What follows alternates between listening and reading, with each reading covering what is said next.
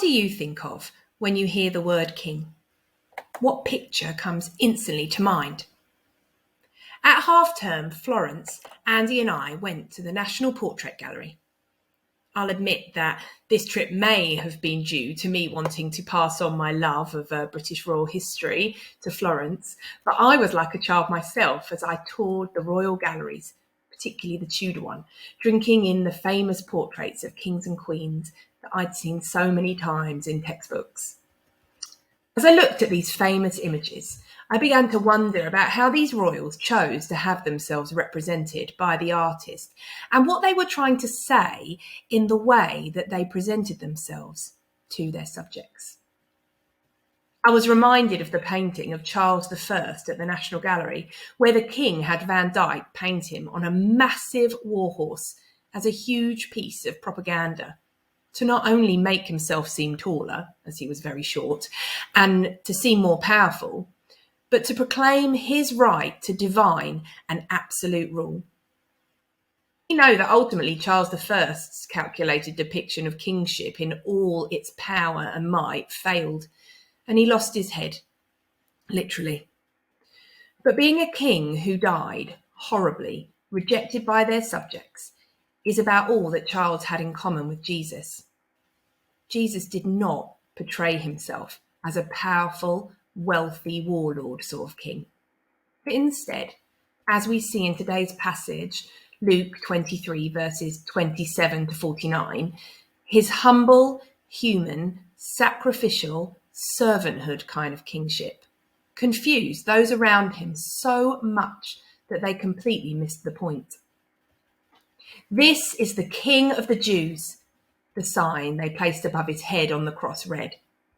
Aside from mocking him, I imagine that the sign held an element of incredulity. This is the King of the Jews. He didn't look like any king they'd seen. Even the other rulers dressed him up in robes as a mockery and encouraged others to call for himself, to save himself and others if he really was the King and Messiah. Even a criminal next to Jesus, about to suffer the same dreadful fate of crucifixion for crimes he actually had committed, used one of his last breaths to insult Jesus. "Aren't you the Messiah? Save yourself and us." Jesus used one of his last breaths differently. When the criminal on the other side rebuked the first, "Don't you fear God," he said, "since you are under the same sentence? We are punished justly, for we are getting what our deeds deserve. But this man, he's done nothing wrong."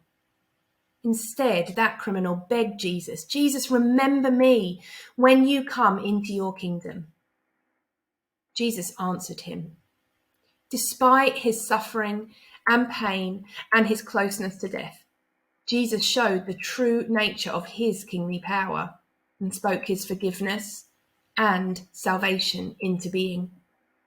"Truly, I tell you," Jesus said, "today you will be with me in paradise." Earthly kings like Charles I looked for submission from their subjects. Jesus the King submitted himself instead to death on a cross for his subjects. Jesus' eternal kingdom is for the whole world. Jesus died for the whole world, but like those two criminals, we are given a choice: to reject Jesus' kingdom as too weak and as not immediate enough or not full of worldly success enough for us. Or we can accept entry into Jesus' everlasting kingdom of salvation and grace.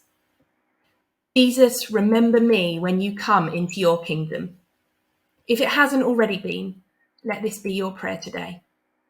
As we read this passage and think about the crucifixion, may we all reflect on whether Jesus is not only King of the Jews, but truly our King too.